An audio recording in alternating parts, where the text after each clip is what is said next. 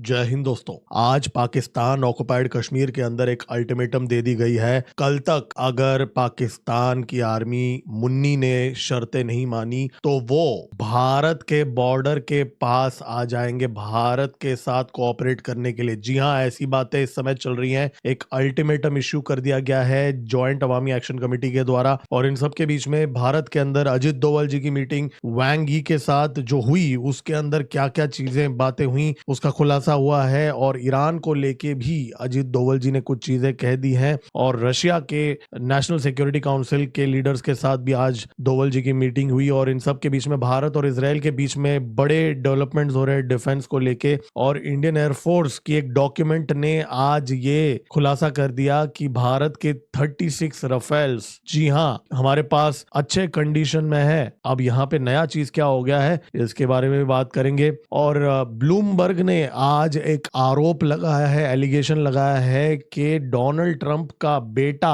अदानी जी, गौतम अदानी के बेटे के साथ उनकी मीटिंग हुई फ्लोरिडा के अंदर और उसके बाद में अदानी ग्रुप के ऊपर जो केसेस थे उनको माफ कर दिया गया अमेरिका के अंदर। ऐसा एक आरोप लगाया ब्लूमबर्ग ने। और इन सब के बीच में ईरान का प्रेसिडेंट पाकिस्तान आ चुका है और वहां पे बहुत ज्यादा मस्का लगाया जा रहा है उसको और होर्मुज में शिप्स अब जाने लगे हैं और अलकायदा, आईएसआईएस और हमास के लोग खुलेआम ढाका की सड़कों में घूम रहे हैं बांग्लादेश के अंदर। जी हाँ, बाइक्स पे खुलेआम झंडे हैं हमास, आईएसआईएस, अलकायदा के। भयंकर चीजें चल रही है वहां पे और कंगलों के पास पैसे नहीं है। आज एक रिपोर्ट आई है कि आईएमएफ से भीख मांग रहे हैं, सऊदी से भी भीख मांग रहे हैं, लेकिन चाइना से J-10 खरीदने के पैसे हैं। J-10 की डील साइन हो रही है और ऐसी क्या जल्दी हो रही है उस पर भी थोड़ा सा बात करेंगे। लेकिन सऊदी अरेबिया और यूएई ने पाकिस्तानियों को पकड़ पकड़ के फेंकना शुरू कर दिया है। अब आज पाकिस्तान का एक मिनिस्टर ने खुलासा किया कि 5,500 भिखारियों को सऊदी अरेबिया और यूएई से भेजा जा रहा है। और इन सब के बीच में एक रिपोर्ट आई है कि डोनाल्ड ट्रंप ने जेलेंस्की को बोल दिया कि आप जो हैं आप जाके हमला करो मॉस्को के ऊपर और अपने हमले बढ़ा दो, ऐसा डोनाल्ड ट्रंप ने जेलेंस्की को बोल दिया। ऐसा आज एक रिपोर्ट आया और पुतिन ने भी वहां पे अब आर या पार की लड़ाई है ऐसा बोल दिया है। इनफैक्ट आर या पार की लड़ाई तो आज नेतान्याहू भी बोल रहा है। नेतान्याहू ने भी ये बोल दिया कि मैं अकेले लड़ूंगा, मुझे अब अमेरिका के हथियारों की जरूरत नहीं है। और उसी टाइम पे भारत और इजराइल के बीच में ये मीटिंग्स हो रही हैं। तो मतलब एक बहुत बड़ा भारत के जो दो मुख्य एलाई हैं इजराइल और रशिया, उनके साथ कुछ चीजें चल रही है, उनके बारे में भी हम इस वीडियो में बात करेंगे। और नेटो समिट से पहले तुर्की 200 लोगों को अरेस्ट कर रहा है, जिहादी लोगों को। अब आप सोचिए, नेटो समिट से पहले बराबर तुर्की को मिल जाते हैं सारे लोग अपने देश के अंदर। पाकिस्तान जैसा ही बनते जा रहा है। खैर, इसके अलावा और बहुत सारे खबरें हैं जो हम डिस्कस करेंगे इस वीडियो के अंदर। इसके लिए लाइक का बटन अभी का अभी दबा दीजिए। देखिए, जो इन्फॉर्मेशन मैं आपके साथ अगले 30 से 40 मिनट के अंदर दूंगा इकट्ठा, ये आपको पूरे यूट्यूब में कहीं नहीं मिलेगा, ढूंढ के देख लीजिए। इसलिए सब्सक्राइब का बटन दबा दीजिए, बेल आइकन दबा दीजिए और अपडेटेड रहिए। चलिए स्टार्ट करते हैं। मेरा नाम है गिरीश और आप देख रहे हैं जियोपॉलिटिक्स। चलिए स्टार्ट करते हैं।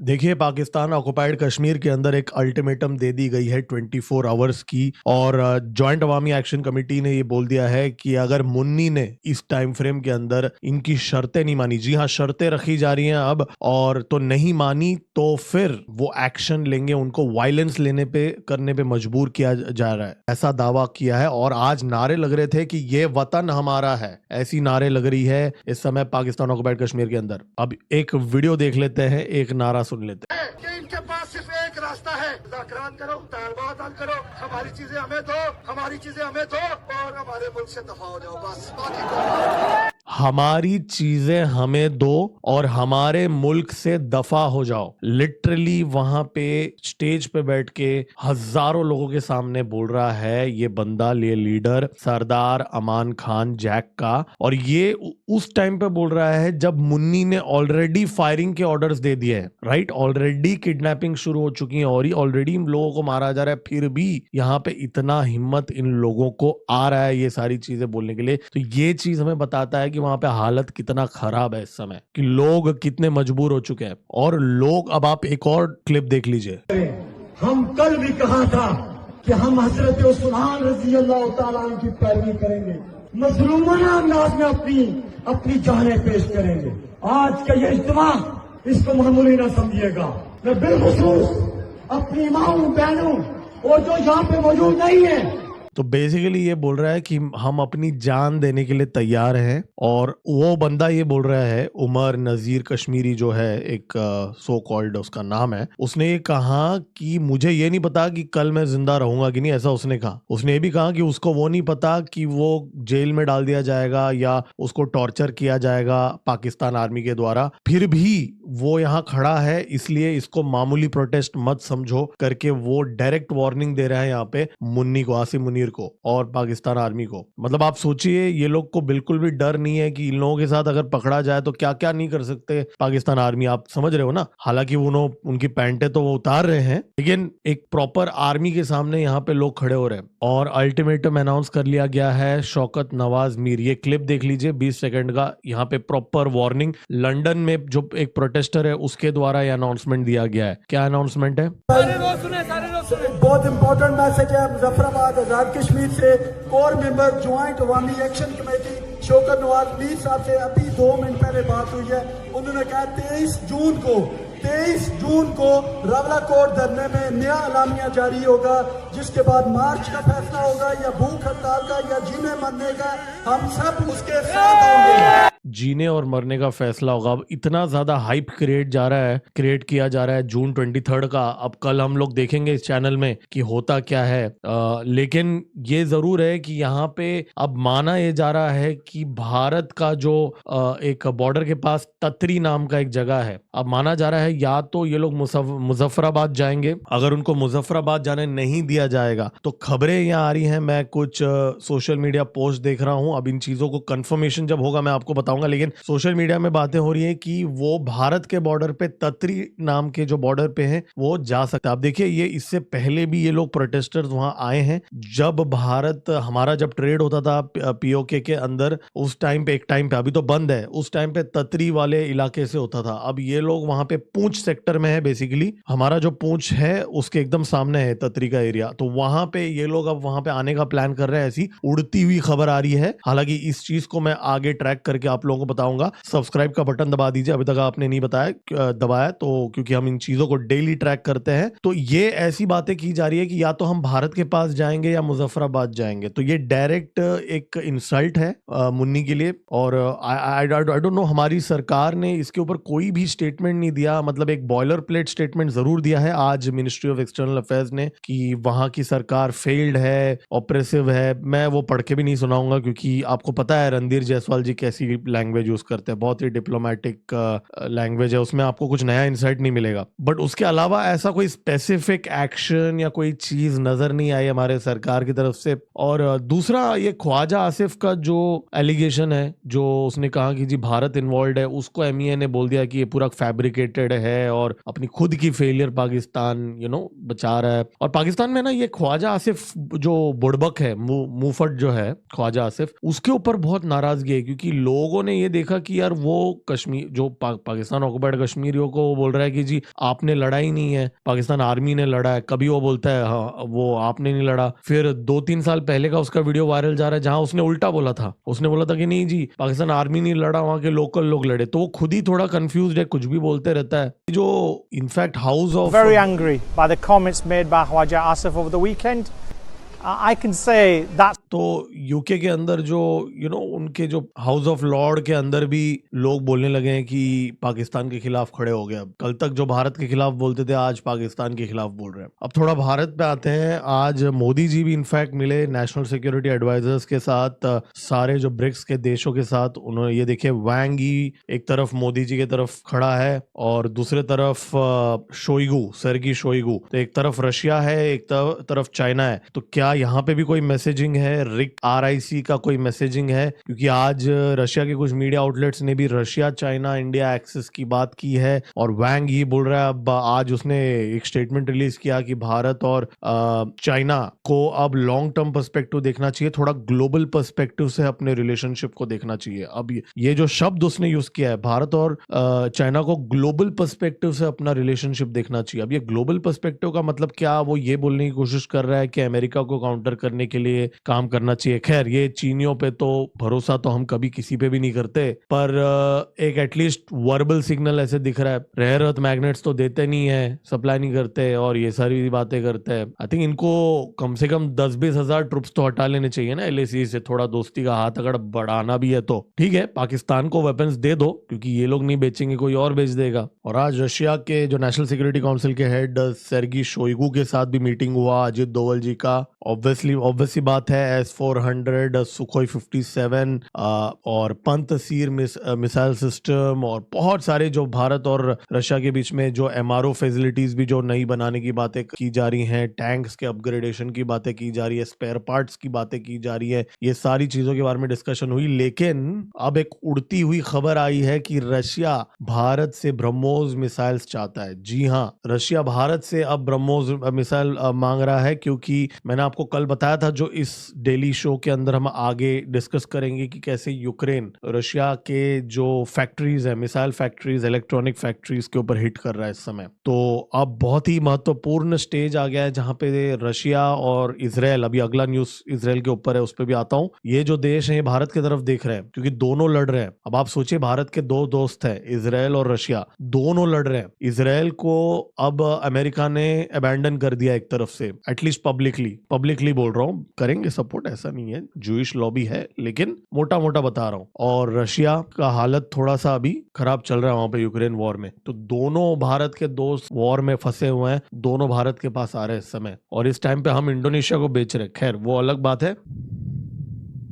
अब मैं जो रिपोर्ट पढ़ रहा हूं ये इजराइल की मीडिया है, I24 न्यूज। अब उसमें उन्होंने लिखा है, ये इजराइल का वर्जन है, कल जो मैंने आपको बताया वो भारत का वर्जन है। अब इजराइल की मीडिया ये बोल रही है कि राजनाथ सिंह के साथ जो मीटिंग किया इजराइल का मिनिस्टर ऑफ डिफेंस का जो हेड है, अब यहाँ पे इजराइल भारत को एक strategic partner of state of Israel ऐसा देख रहा है, सिर्फ डिफेंस ही नहीं बल्कि ओवरऑल स्ट्रेटेजिक पार्टनर, और एक इंडस्ट्रियल स्केल पे इजरायली इक्विपमेंट भारत के अंदर मैन्युफैक्चर किया जाएगा, ऐसा इस रिपोर्ट के अंदर लिखा हुआ है। मतलब छोटा मोटा डील नहीं, एक मास स्केल पे डील्स यहाँ पे हो रही है। मैंने आपको पहले भी बता दिया था, शिरडी में एक कॉम्प्लेक्स बन रहा है, महाराष्ट्र के शिरडी में इजराइल की एक कंपनी के साथ हमारा एक कॉम्प्लेक्स बन रहा है। तमिलनाडु के अंदर रडार्स मैन्युफैक्चर किए जा रहे हैं इजराइल के, और भी बहुत सारे प्रोजेक्ट्स यहाँ पे चल रहे हैं इजराइल के साथ। तो अभी, और इसके साथ साथ हमारा जो कैग है, controller and auditor general of India, वो और इजराइल के बीच में एक डील हो रहा है। जी हाँ, अब ये कौन सा डील है कि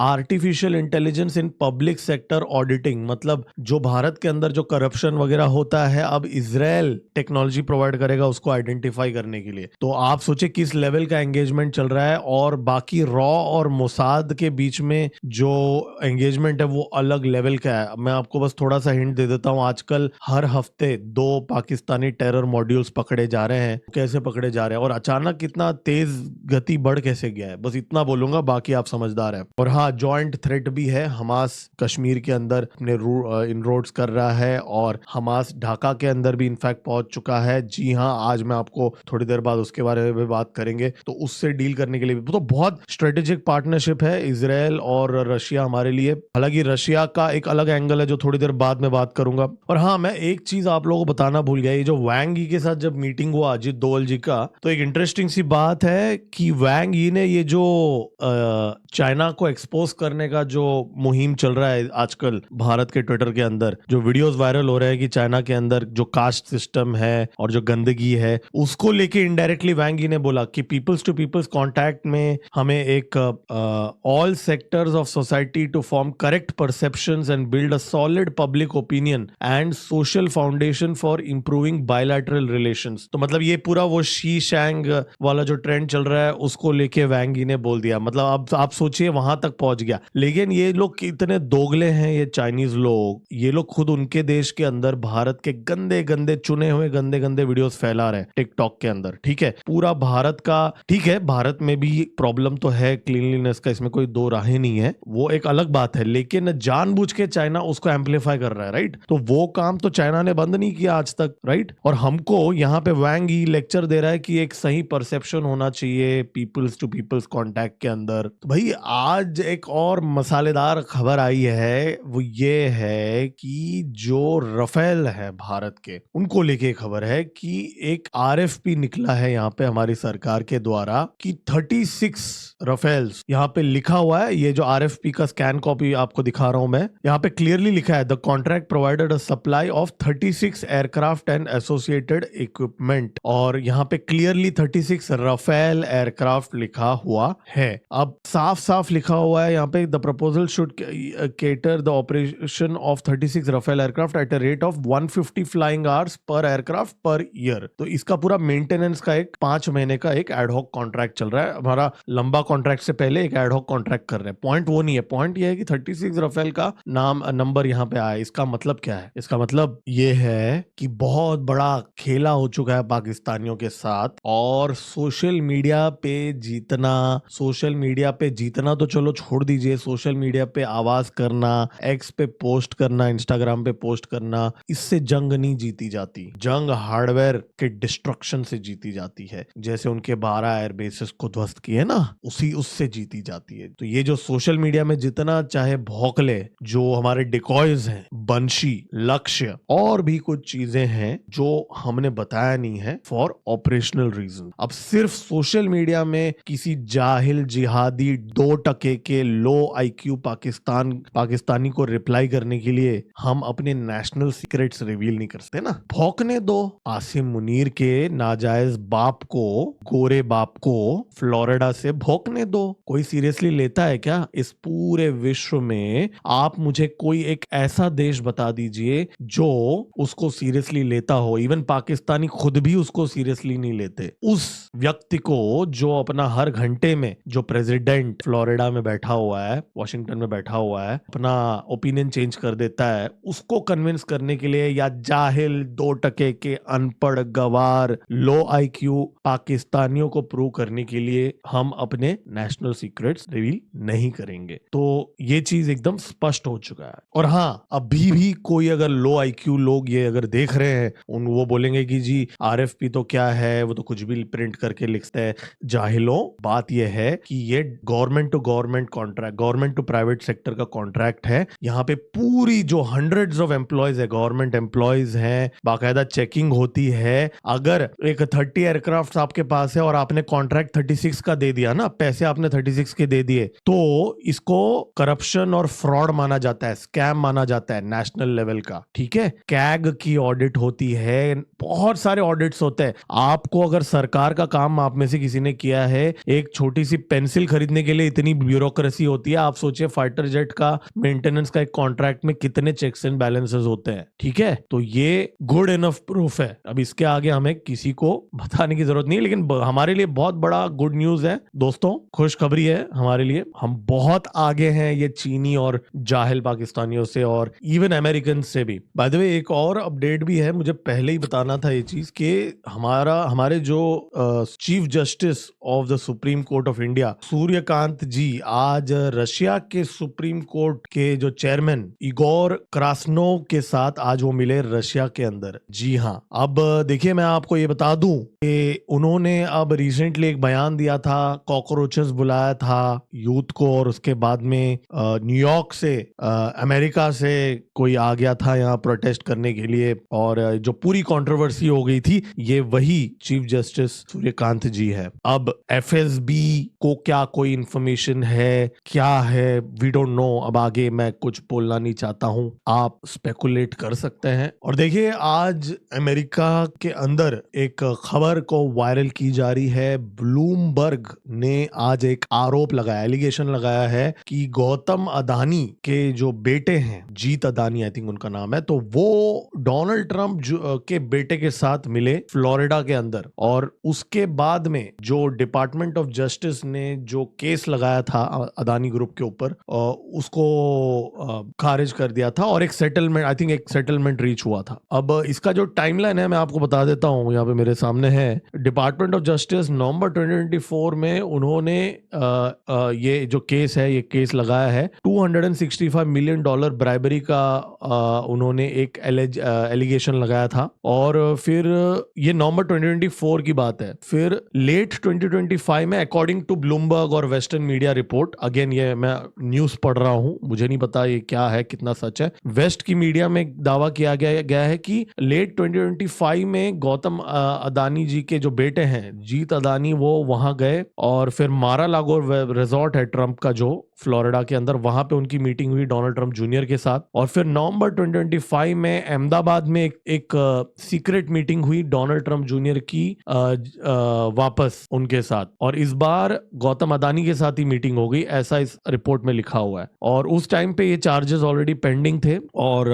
फिर अर्ली 2026 में ऐसा एलिगेशन है कि अदानी ग्रुप ने डोनाल्ड ट्रंप के जो खास लॉयर्स हैं, रॉबर्ट जे गुइफ्रा जूनियर, और जो जिसने डोनाल्ड ट्रंप के जो न्यूयॉर्क के कन्विक्शंस में मदद किया था, बोरिस एप्स्टीन को भी है और भी बहुत सारे जो हैं, वो उन लॉयर्स को डोनाल्ड ट्रंप ने रेकमेंड किया, ऐसा एलिगेशन लगाया गया इस रिपोर्ट के अंदर, और कि वो लॉयर्स अदानी ग्रुप को रिप्रेजेंट करेंगे। और फिर उसके कुछ ही महीनों बाद अप्रैल के टाइम पे माना जा रहा है अदानी ग्रुप का जो नया लीगल टीम है, उन्होंने 100 स्लाइड का पावर पॉइंट प्रेजेंटेशन दिया यूएस के जो डिपार्टमेंट ऑफ जस्टिस को, उनके ऑफिशियल्स को वॉशिंगटन के अंदर, और उसके अंदर $10 बिलियन का इन्वेस्टमेंट प्लेज भी उन्होंने किया, क्रिएटिंग 15,000 अमेरिकन जॉब्स, कि हम इतना इन्वेस्टमेंट करेंगे। वो भी एक स्लाइड था, मतलब ये एक्चुअली डिपार्टमेंट ऑफ जस्टिस को वो प्रेजेंटेशन कर रहे थे अपना केस को डिफेंड करने के लिए, लेकिन उसके अंदर ये इन्वेस्टमेंट रिलेटेड भी एक क्लॉज था, ऐसा एलिगेशन लगाया गया है ये वेस्टर्न मीडिया के अंदर। और फिर मई महीने में इस साल एक सेटलमेंट रीच हुआ, जहां पे आई थिंक ये जो लिखा है एक $6 मिलियन और $12 मिलियन पेनल्टी दिया जाएगा। और पुराना एक ईरान सैंक्शन का भी जो एक इशू था $275 मिलियन का, पूरा ये सेटलमेंट हो जाता है। और 18 मई को डिपार्टमेंट ऑफ जस्टिस डिसमिस कर देता है क्रिमिनल इंडाइसमेंट, और कोई फर्दर इस पे एक्शन नहीं लिया जाएगा, ये सेटल किया जाता है। तो ये पूरा एलिगेशन इस समय अभी वायरल किया जा रहा है। अब देखिए इस टाइम पे, देखिए ये सारे खबरें कब वेस्टर्न मीडिया क्यों वायरल करता है, उसके पीछे भी कुछ उनकी रणनीति होती है, अब जाके उन्होंने ये फैलाया। अब देखिए बात ऐसी है, अगर डोनाल्ड ट्रंप, स्टीव विटकॉफ और जैरेड कुशनर वो जाके जाहिल जिहादी पाकिस्तानियों के साथ जाके क्रिप्टो करेंसी का शेडी डील अगर वो कर सकते हैं, बिलियंस ऑफ डॉलर का, रेयर अर्थ मिनरल्स का भी डील अगर वो शेडी तरीके से कर सकते हैं, तो फिर वो व्यवहार तो कर ही सकते हैं भारत के अंदर भी जो इंडस्ट्रियलिस्ट हैं उनके साथ, है ना, कि नहीं कर सकते। खैर, और देखिए सच बात तो यह है कि पूरे विश्व में सबसे ज्यादा ट्रंप टावर्स भारत में ही है। फैक्ट, हार्ड रियलिटी तो वो है। अमेरिकन इक्विपमेंट को ध्वस्त किया गया था पाकिस्तान के अंदर, ऑपरेशन सिंदूर के अंदर। बोलने दो, तकलीफ हो रही है उसको, बोलने दो। और अब क्या कर रहा है जी डोनाल्ड ट्रंप बाबू, वो ईरान को $10 बिलियन का तेल, उससे ज्यादा का तेल इस समय एक्सपोर्ट करा रहा है। मतलब ओबामा के, देखिए हम कोई यहाँ पे ओबामा के कोई फैन नहीं है, ओबामा, बराक हुसैन ओबामा के कोई फैन नहीं है हम लोग, लेकिन जैसा भी है वो बंदे ने कभी $10 बिलियन का तेल तो नहीं एक्सपोर्ट होने दिया था ईरान को। अब ईरान ये पूरा तेल एक्सपोर्ट कर रहा है, होर्मुज खोल दिया गया है, और $300 बिलियन भी मिल रहे हैं ईरान को, जो डैमेज हुआ है उससे कहीं ज्यादा अमाउंट। तो ये तो है डोनाल्ड ट्रंप की कूटनीति। और पाकिस्तानी जो है, शाहबाज शरीफ जो है, उसने आज पेजेश्कियन को स्वागत किया, रेड कारपेट, पूरा 21 तोपों की सलामी दी। पेजेश्कियन के लिए छाता भी पकड़ा शाहबाज शरीफ ने। जी हाँ, ये देखिए वीडियो में, ये जब लैंड हुआ, ये देखो छाता पकड़ के, पता नहीं छाता, धूप बहुत है शायद, धूप में थोड़ा तकलीफ हो रहा है ना उनको, तो छाता पकड़ के पूरा ये ड्रामेबाजी के साथ लेके आया शाहबाज शरीफ और जो उनकी टोली है, और तुरंत पीठ पे छुरा भोंक दिया। कैसे? अब वहां पे एक स्टेटमेंट के अंदर शाहबाज शरीफ ने कहा कि जी ईरान की बैलिस्टिक मिसाइल का प्रोग्राम भी नेगोशिएशन के अंदर हमने डिस्कस किया, और IRGC की जो मीडिया है उनकी लिंक्ड फार्स न्यूज एजेंसी, उसने तुरंत रिजेक्ट कर दिया कि जी ऐसा तो कभी नेगोशिएट हमने किया ही नहीं। तो ये जो पाकिस्तानी है ना, ये एक नंबर के ऐसे टाइप के लोग है ना, मतलब ऐसा दिखाएंगे कि मतलब वो आपके इतने मतलब अजीज दोस्त है, देखिए ना कितना मस्का मार रहे हैं, और वहां पे इसको कुछ और बोलेंगे, उसको कुछ और बोलेंगे, अपना कुछ और दाना पानी ले लेंगे। इन्होंने तो अभी से ही शाहबाज शरीफ और ये जो मुन्नी है, इन लोगों ने सपने देखना शुरू कर दिया होगा कि वो $300 बिलियन जो ईरान को मिलेगा उसमें से थोड़ा हमें भी डाल दो। वो डील भी कट कर लिया होगा इन्होंने IRGC के साथ। डोंट बी सरप्राइज, फ्री में ये कुछ नहीं करते। आपको क्या लगता है इतना ये होटल वगैरह बुक करेंगे ऐसे ही? और 6 पाकिस्तानी फाइटर जेट्स ने भी एक्सकॉर्ट किया। जी हाँ, F-16 ने एक्सकॉर्ट किया। ठीक है, अभी इसमें भी मैसेजिंग कि जी अमेरिका के हम बहुत खास है जी, आप हमारे साथ पीस डील कर लीजिए जी, छाता ले लीजिए जी। कुछ लोग बोल रहे हैं JF-17 भी था, क्या ही बोले अभी। और ईरान की जो फॉरेन मिनिस्ट्री की स्पोक्स पर्सन ने बोला हम तो कोई IAEA इंस्पेक्टर्स को अलाउ नहीं करेंगे हमारे न्यूक्लियर साइट्स में। और वहां JD वॉन्स ने कहा कि जी हम अभी किसी भी दिन IAEA के इंस्पेक्टर्स जा सकते हैं ईरान में। तो आप सोचिए अभी भी इतना डिस्कनेक्ट है दोनों साइड में। तो ये जो पूरा जो ईरान का नेगोशिएशन है ना, इसमें पूरा डिसेप्शन का गेम चल रहा है। जो दिखाया जा रहा है वो है नहीं, जो है वो दिखाया नहीं जा रहा है। और आज अजित डोवल जी ने भी कहा, And India सुन लीजिए। welcomes the MOU reached. India welcomes the MOU reached between the US, and we have got cautious optimism, and we hope that it will work. We are cautiously optimistic about it. और आज straight of Hormuz से कुछ traffic दिखे। जी हाँ, आज 2-4 से तो ज्यादा ही वेसल्स क्रॉस किए स्ट्रेट ऑफ हॉर्मुज। और बहुत सारा जो ट्रैफिक था वो साउथ ईस्ट एशिया जा रहा था। साउथ कोरिया, जापान ने भर भर के ऑर्डर्स लेना स्टार्ट कर दिया है वहां से, तो पूरा वहां जा रहे टैंकर्स। और वहां से ये बातें हो रही कि ओमान ने मान लिया कि स्ट्रेट ऑफ हॉर्मुज में हम फीस लेंगे आगे जाके। और आज नेतान्याहू ने तो ये बोल दिया कि हम लोग अभी अकेले लड़ेंगे। We need to be free, we need to free ourselves of dependence on US arms, ऐसा उसने बोल दिया। और नेतान्याहू ने ये डिक्लेयर कर दिया कि हमें अपनी जंग खुद लड़नी पड़ेगी। और उस कंटेक्स्ट में अगर आप देखेंगे, इजराइल का मिनिस्ट्री ऑफ डिफेंस आके भारत में जो उसका जो हेड था भारत में आया था, और भारत में मैन्युफैक्चरिंग हो रहा है। अब आप देखिए उसको इससे कनेक्ट करके देखिए, अमेरिका ने ऐसे हालात खड़े कर दिए कि अब इजराइल को ये अब थोड़ा खुद लड़ना पड़ेगा थोड़े टाइम के लिए, क्योंकि US ऑब्वियसली इजराइल की लॉबी कंट्रोल करती है।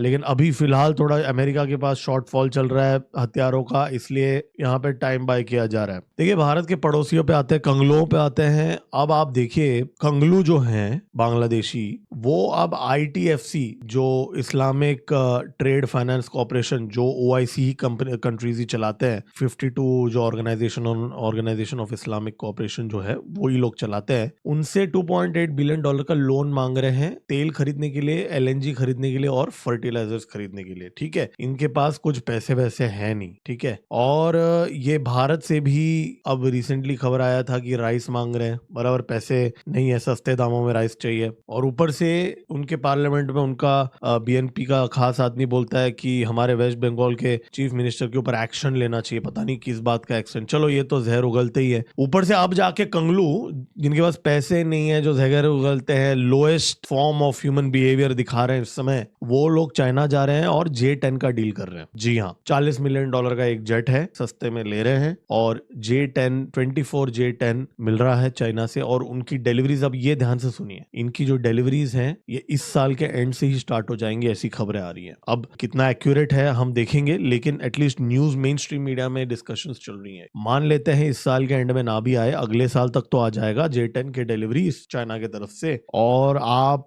कंपेयर कीजिए हमारा जो राफेल का डील है 114 MRFA, वो हम पिछले 1 साल से न्यूज में सुनते आ रहे हैं, नेगोशिएशन चलते जा रहे हैं। इतने 1 साल तो क्या बोल रहा हूँ, उससे पहले से ही हम बात डिस्कस करते जा रहे हैं, साइन नहीं हो रहा है। ठीक है, इन लोगों को ठोक देंगे, वो कोई बात नहीं है। प्रॉब्लम या पॉइंट यहाँ कहने का पॉइंट ये है कि अब मार्केट ऐसा है, चाइना महीने का 150 फाइटर जेट मैन्युफैक्चर करता है, 150। हम यहाँ पे पूरे साल में हवा निकल जाती है हिंदुस्तान एरोनॉटिक्स लिमिटेड की 25 फाइटर जेट भी बनाने के लिए। ठीक है, ऊपर से सप्लाई चेन इश्यू और ये सारी चीजें। खैर, टॉपिक डिवेट नहीं करना चाहता हूँ। कहने का पॉइंट ये है कि ये लोग फाइटर जेट ले रहे हैं, और JF-17 भी कंफर्म है क्योंकि उसका स्टिमुलेटर ऑलरेडी आ चुका है ना बांग्लादेश के अंदर, तो वो भी कंफर्म डील है, और उसकी भी डिलीवरीज अगले साल से स्टार्ट हो जाएंगी। और इनके जो एग्रीमेंट्स हैं, माना जा रहा है अगले महीने साइन हो जाएगा, और अगले महीने मुन्नी जो है वो बांग्लादेश जा सकता है। जी हाँ, ये खबर मैं आपको सबसे पहले दे रहा हूँ। इस बात पे सब्सक्राइब का बटन दबा दीजिए और लाइक का बटन भी दबा दीजिए। है। देखिए लाइक का, आपका लाइक के बटन दबाने से ये वीडियो बहुत, इसका रीच बढ़ेगा। ये चैनल का रीच आजकल थोड़ा स्लो बढ़ रहा है, आपके सपोर्ट से लाइक के बटन दबाने से बहुत जमीन आसमान का फर्क पड़ जाएगा। लाइक का बटन दबा दीजिए। देखिए रशिया यूक्रेन पे आते हैं, बहुत इनफैक्ट मुझे इसके बारे में पहले बोलना चाहिए था क्योंकि अभी पूरे विश्व में सबकी नजर ईरान के ऊपर है, लेकिन यहाँ पे रशिया यूक्रेन वॉर में ऐसी चीज हो रही है जिसका इम्पैक्ट सीधा भारत को पड़ेगा। जी हाँ, ईरान का कॉन्फ्लिक्ट फिर भी हम झेल लेंगे, लेकिन ये बहुत इम्पैक्ट होगा, भारी पड़ेगा। ये मैं क्यों बोल रहा हूँ, पूरा क्रीमिया का पावर कट हो चुका है, आधा ऑलमोस्ट हाफ क्रीमिया का पावर कट हो चुका है। केर्च के पावर प्लांट के ऊपर हमला कर दिया है ऑलरेडी। तेल का सेल,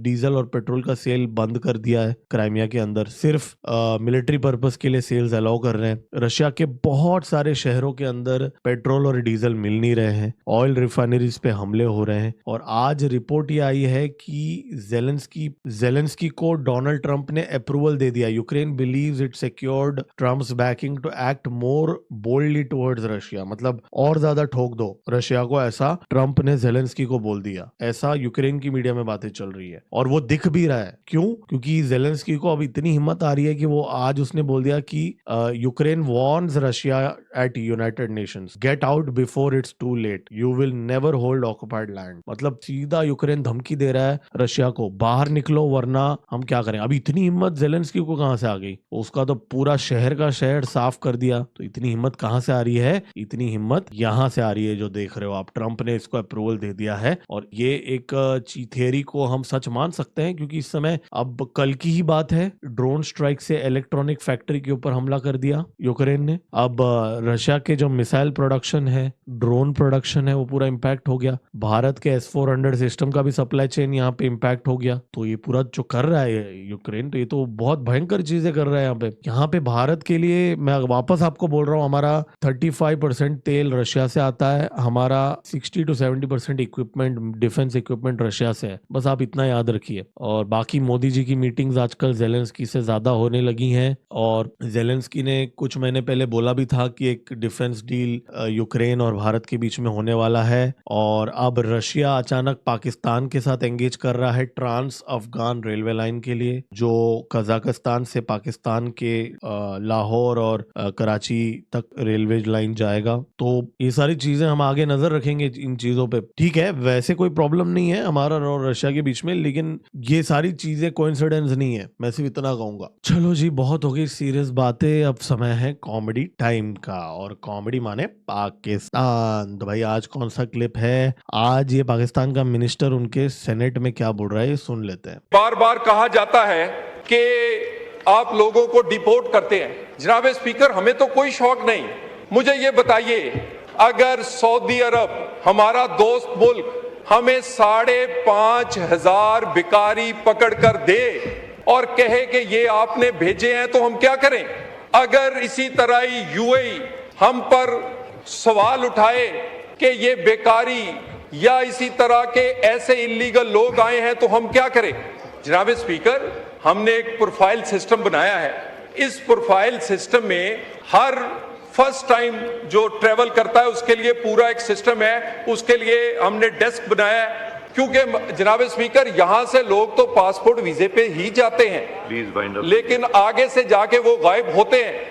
तो इसमें हमें आपकी कोऑपरेशन चाहिए। तो सऊदी अरब और यूएई पकड़ पकड़ के पाकिस्तानी भिखारियों को वापस भेज रहे हैं। अब ये मैं नहीं बोल रहा हूँ, इंडियन प्रोपेगेंडा नहीं है, रा की साजिश नहीं है, इंडिया की साजिश नहीं है, ये खुद सेनेट में ये चीजें बोल रहे हैं, राइट? तो ये तो है पाकिस्तानी। और हाँ, एक आखिरी खबर थी जो मुझे आज बताना था। तुर्की ने, नेटो समिट अभी हो रहा है तुर्की के अंदर, और तुर्की ने 200 से ज्यादा सस्पेक्ट्स को अरेस्ट कर लिया है एक सिक्योरिटी स्वीप में। और इनमें से बहुत सारे जो लोग हैं, माना जा रहा है, अब ये जो नेटो समिट है ये 7 जुलाई को हो रहा है, 2 दिन का, उसमें ट्रंप भी आ रहा है, 32 मेंबर अलायंस आ रहा है। अब माना जा रहा है ये जो 200 लोग हैं, इनमें से इस्लामिक स्टेट के भी कुछ लोग हैं, बहुत सारे लोगों को अरेस्ट कर लिया है। तो आप सोचिए, तुर्की की जो सरकार है, उन लोगों को अगर इतना नॉलेज है कि ये लोग सब टेरर से इनके लिंक्स हैं, तो अभी तक इन्होंने अरेस्ट क्यों नहीं किया? अभी ये समिट से पहले अरेस्ट क्यों कर रहे हैं? इसका मतलब ये है कि तुर्की इन चीजों को नजरअंदाज करता है और एक टेररिस्ट का ब्रीडिंग ग्राउंड है। जैसे पाकिस्तान के अंदर यूनाइटेड नेशंस डेसिग्नेटेड टेररिस्ट जो हैं, जैश ए मोहम्मद और लश्कर तैयबा के, इवन अमेरिका डेसिग्नेटेड टेररिस्ट भी जो है वो खुलेआम घूमते हैं और भाषण देते हैं। तुर्की का भी वही हाल है, बस थोड़ा सा अमीर जिहादी है तुर्की, पाकिस्तान गरीब जिहादी, बस इतना ही दो ही फर्क है इन दोनों देशों के बीच में। और अमीर भी क्या बोलूं, तुर्की का तो खुद का इन्फ्लेशन रेट 250% अब बढ़ चुका था बीच में, और उनकी भी हालत खराब है बाय देयर स्टैंडर्ड्स, मतलब जितना होना चाहिए वैसा नहीं है उनकी हालत। तो चलिए हमारे सब्सक्राइबर्स के थोड़े क्वेश्चंस लेते हैं कल के। जैसा मैंने कहा था, अब से हर रोज कुछ कमेंट्स के ऊपर मैं कमेंट दूंगा या आंसर दूंगा या जो भी है। तो एक डी रेजर्स नाम के एक कमेंटेटर ने लिखा हुआ है यहाँ पे, उन्होंने बेसिकली ये क्वेश्चन पूछा है कि नेपाल चाइना या अमेरिका के इन्फ्लुएंस में इस समय भारत को काउंटर करने के लिए कोशिश कर रहा है। तो उनका क्वेश्चन ये है कि क्या बांग्लादेश, चाइना और पाकिस्तान मिलके भारत के ऊपर अगर जब हमला करेंगे तो नेपाल क्या अपना लैंड इस्तेमाल करने के लिए देगा उनको? देखिए, सबसे पहली बात तो यह है कि दो तीन चीजें हैं। नेपाल का और भारत का सिविलाइजेशनल रिश्ता है, ये सब मैं बोलूंगा आजकल तो भाई भाई की भी जान ले लेता है, तो आजकल के जमाने में तो ये सब चीजों के ऊपर मैं नहीं बोलूंगा, लेकिन मैं प्योर लॉजिक के एंगल से बोलूंगा। नेपाल का जो पूरा जो पावर ग्रिड है वो भारत से कनेक्टेड है। नेपाल की जो करेंसी है वो रुपी से पेग्ड है। नेपाल के जो बहुत सारे जो लाखों भाई बहन है वो भारत के अंदर काम करते हैं, और नेपाल के अंदर जो भी बहुत सारे जो सामान जाता है वो भारत से ही जाता है। नेपाल का सबसे बड़ा ट्रेडिंग पार्टनर भी भारत है। तो ये जो चीज है ना, इनफैक्ट अभी तो रेलवे लाइन भी बन रहा है, भारत के रेलवे लाइन से कनेक्ट हो रहा है। ये सारी चीजों को जस्ट थोड़ा बहुत पॉलिटिशियन को पैसे खिला के या कोई एक सरकार के साथ कोऑर्डिनेट करके ये सारे ग्राउंड रियलिटीज को आप चेंज नहीं कर सकते। और कभी 20-30 साल में धीरे धीरे अगर चाइना वहां घुस गया, अमेरिका वहां घुस गया, कुछ आगे रणनीति बदल गई, वो अलग बात है। लेकिन अभी के सिनेरियो में अगर आप बोलोगे अगले 5 साल में क्या ऐसी कोई पॉसिबिलिटी है, अगर ये लॉजिक के एंगल से देखा जाए तो ऐसी कोई बात नहीं है। हाँ, ये जरूर है कि छोटा मोटा अब चींटी हाथी को थोड़ा बहुत काटने की कोशिश तो करेगी ना, बट चींटी के काटने से हाथी को थोड़ी कोई नुकसान होगा। और बाकी जो हमारे गोरखा भाई हैं नेपाल के अंदर, हम इंडियन आर्मी में भी लड़ते हैं, भारत के लिए खून बहाया है गोरखा भाइयों ने, ठीक है, और बहुत सारे नेपाली भाई बहन भारत के अंदर है, हमारी भाई बहन है, तो वो एक अलग सॉफ्ट हमारा रिलेशन है, हिंदू मेजोरिटी नेशन है, ठीक है, ऐसी कोई प्रॉब्लम वाली बात। हाँ, जो वो थोड़ा बहुत फ्लर्ट करेंगे चाइना के साथ वो हम देख लेंगे ना यूट्यूब में और डिप्लोमेसी में, मतलब मेरा कहने का मतलब है। और एक और कमेंट है वंशी गोलपुदी जी ने, बहुत लंबा कमेंट है इसलिए मैंने इनको चूज किया, इन्होंने बहुत मेहनत किया है ये कमेंट लिखने में और बहुत सोच समझ के सोचा है इसके बारे में। तो उन्होंने लिखा कि भारत का जो स्ट्रेटेजी, चाणक्य नीति है, वो हम अपने दुश्मनों को मस्का लगाते हैं, रिवॉर्ड देते हैं, जैसे बांग्लादेश को चावल देते हैं, डीजल देते हैं, और हम उनका जो हम वेल्थ उनको ऑफर करते हैं, कंसेशन ऑफर करते हैं, तो फिर हम लोग उनका लॉयल्टी बाई करने की कोशिश कर रहे हैं। पहले मुझे अच्छा लगा था ये स्ट्रैटेजी उन्होंने लिखा है, लेकिन अब मुझे ऐसा लग रहा है कि यूएस भी यही चीज कर रहा है भारत के साथ। तो क्या हमें और वोकल होना चाहिए जो हमारे दुश्मनों के मूव? तो 2-3 क्वेश्चंस यहाँ पे एक साथ पूछ लिए, लेकिन मेरा इसमें ये मानना है कि देखिए, पहली बात तो चाणक्य नीति में आई एम नॉट श्योर कि लिटरली ऐसा लिखा हुआ है कि हमें पैसे देके सबके साथ खरीद लेना चाहिए। देखिए, यहाँ पे पॉइंट ये है कि बांग्लादेश को अगर कोई भी डैम बनाना है या उनको कोई भी अगर ट्रेड करना है तो भारत सबसे कन्वीनियंट ऑप्शन है, राइट? इनफैक्ट बांग्लादेश को अगर डिफेंस इक्विपमेंट भी खरीदना है वो भारत से भी खरीद सकते थे, और तो उनके पास इकोनॉमिकली भारत ही सबसे बेस्ट ऑप्शन है। पर उसके बाद में भी वो चाइना की गोदी में जा रहे हैं, चाइना से जाके वो खरीद रहे हैं, तो वो अपना हेज करना चाहते हैं, जियोपॉलिटिकली वो खुद को हेज करना चाहते हैं, भारत पे निर्भर नहीं रहना चाहते। तो ये ग्राउंड रियलिटी को ये चेंज नहीं कर सकता कि हम उनको चावल दे देंगे। इनफैक्ट मेरा ऑपोजिट ओपिनियन है, मेरा ये मानना है कि हमारी सरकार की अंदर जो अंडरस्टैंडिंग है वो ये है कि हम उनको चावल दे देंगे, सस्ते दामों में डीजल दे देंगे, कोऑपरेट करेंगे, तो वो चाइना की गोदी में नहीं जाएंगे। लेकिन मेरा ये मानना है कि वो तो वैसे भी जाएंगे, वो रुके थोड़ी ना है। आप उनको सस्ते दामों में, आप चाहे जितना मर्जी आप उनको अपीज कर लो, वो तो वही करेंगे जो उनको करना है। क्यों? क्योंकि डिसीजंस बांग्लादेश के जो पढ़े लिखे लोग नहीं ले रहे। ध्यान से सुनिए, बांग्लादेश के अंदर जो डिसीजंस हैं वो वहां के पढ़े लिखे लोग नहीं ले रहे हैं। वो पढ़े लिखे लोग ये टॉप लेयर के 10-20% है, बाकी तो सारे जाहिल जिहादी हैं। वहां पढ़े लिखे लोग कहाँ हैं? और जो लोग मिडिल में है, मॉडरेट बोलूंगा, जो रेडिकल भी नहीं है और एकदम प्रो इंडिया भी नहीं है, जो मिडिल में, वो लोग की वहां चलती ही नहीं है। और इन सब के ऊपर सीआईए डिसीजंस ले रहा है। पाकिस्तान का आईएसआई को वहां पे स्प्रेड होने दिया जा रहा है। अब आज की ही वीडियो है, मैंने एक्चुअली वो वीडियो शेयर नहीं किया, कल कवर कर लूंगा, ऑलरेडी वीडियो लंबा हो चुका है। ढाका की सड़कों में आईएसआईएस के झंडे लेके जा रहे हैं लोग, हमास के झंडे लेके आ जा रहे हैं। अब आपको लगता है कि सीआईए का नजर नहीं होगा इसके ऊपर? होगा, उनको पता है, दे डोंट माइंड। तो ये जो ढाका हो गया, बांग्लादेश हो गया, इंडोनेशिया हो गया, नेपाल हो गया, आप इनको जस्ट अपीज करके इनको अपने साइड में नहीं ले सकते हो, क्योंकि आपके सामने जो दुश्मन है, अमेरिका, चाइना, ये लोग भी इनके साथ वही चीज कर रहे हैं। तो वो चीज है, तो कोवर्ट ऑपरेशंस की जरूरत है। और क्या कहूं। और हेमा सिंह जी का कल मैंने क्वेश्चन ऑलरेडी रिप्लाई किया था, आज भी चलो ले लेता हूं, क्योंकि उनका क्वेश्चन काफी लंबा है। मैं लोगों के एफर्ट को मैं अप्रिशिएट करता हूं। उनका ये बोला कि डोनाल्ड ट्रंप डिटरमाइंड है भारत के जीडीपी को वीकन करने के लिए, फाइनेंशियल ग्रोथ और स्टेबिलिटी को, बेसिकली ट्रंप नुकसान पहुंचाना चाहता है। इसका इम्पैक्ट क्या होगा भारत के ऊपर? हमारा सप्लाई चेन को मेंटेन करने की जरूरत है। जी हाँ, अभी देखिए, जैसे भारत को ट्रंप, अमेरिका की हमारी डिफेंस इक्विपमेंट काफी अमेरिका से है, हमें उनकी जरूरत है बहुत सारी चीजों में, उसी तरह ट्रंप को भी हमारी जरूरत है, अमेरिका को भी हमारी जरूरत है। हालांकि इस समय उस लेवल का जरूरत नहीं है जितना चाइना उनको जरूरत है रेयर अर्थ मिनरल्स की वजह से। तो वो लेवरेज हम क्रिएट कर रहे हैं। अभी हम भारत के अंदर रेयर अर्थ मिनरल्स की एक्सट्रैक्शन और क्रिएशन करेंगे, हम अपना भी एक वैल्यू और बढ़ाएंगे, सिर्फ अमेरिका के नजरों में नहीं, पूरे विश्व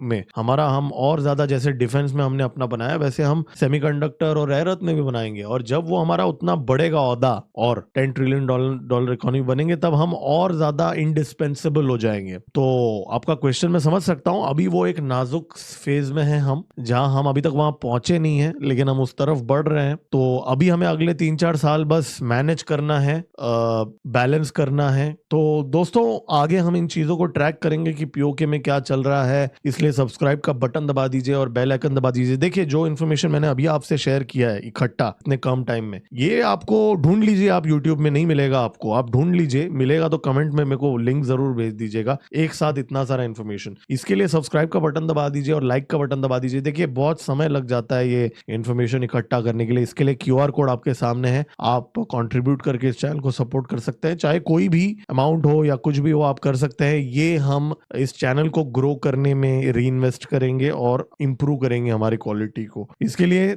मिलते हैं तुरंत अगले वीडियो में। मेरा नाम है गिरीश और आप देख रहे हैं जियो पॉलिटिक्स। जय हिंद, भारत माता की जय।